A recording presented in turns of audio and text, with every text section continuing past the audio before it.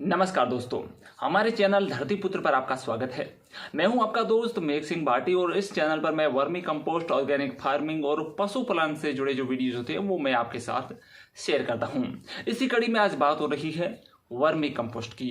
वैसे तो vermi compost बनाने की पूरी प्रक्रिया ही महत्वपूर्ण होती है, लेकिन इसमें सबसे ज़्यादा जो दिक्कत वाला, सबसे ज़्यादा मुश्किल भरा जो काम होता है वो होता है खाद तैयार होने के बाद खाद और केंचुओं को अलग करने की प्रक्रिया।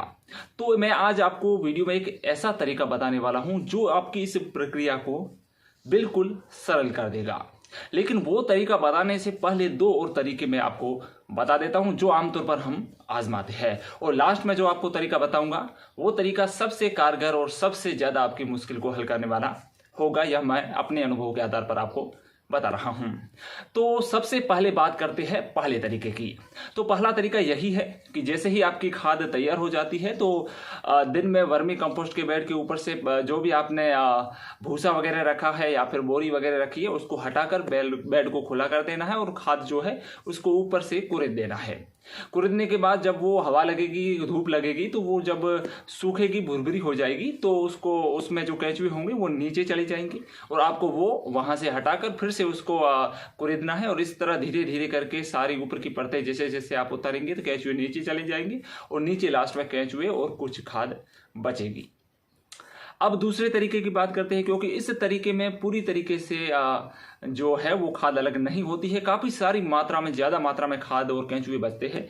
ऐसे में हम चाहते हैं कि ज़्यादा खाद हम अलग कर ले और फिर उनको अगले बेड पर डालें। तो दूसरा तरीका ये है कि आप जो बेड है उसके चारों ओर अगर आपने ईंटें लगा रखी है तो आप ईंटों को हटा दें और उसके चारों ओर पन्नी बिछा दें, और जो आपने गोबर ठंडा कर रखा है अगले बेड के लिए, उस गोबर को उस बेड के चारों तरफ ढेरी बनाकर उसके सटा कर उसके रख दें और उसमें पानी दें। हालांकि आपको जो खाद है, जो वर्मी कंपोस्ट का बेड है, उसको पानी नहीं देना, बल्कि आपने जो गोबर रखा है चारों ओर उसमें आपको पानी देना है।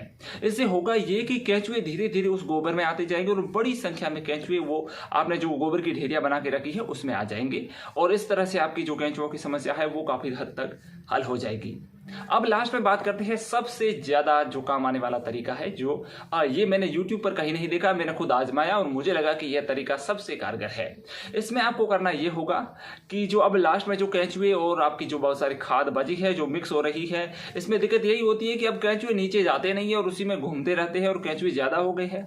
ऐसे में आपको करना ये है कि आपने जो बेड लगा रखा है उसके ऊपर से, जो नया वाला बेड आपको अब शुरू करने जा रहे हैं, उसके ऊपर से जो भी सारा है वो हटा के इस सारे जो केंचुए और खाद है सब की एक ढेरी उसके ऊपर आपको नए बेड के ऊपर बना लेनी है और फिर उसको ढक देना है और उसको छोड़ देना है।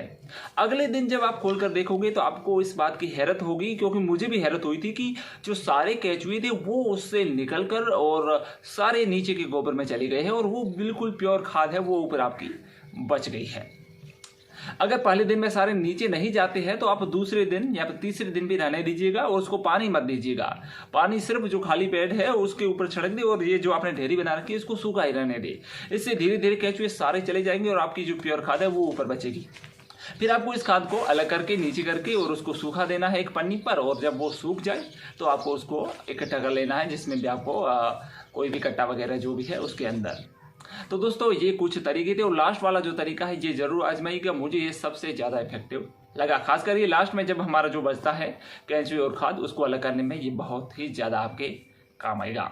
उम्मीद करता हूँ कि मेरे द्वारा बताए गए ये तरीके आपके लिए मददगार रहे होंगे, और फिलहाल इस वीडियो को यही विराम देंगे और मिलेंगे अगले वीडियो में कुछ अलग जानकारी के साथ।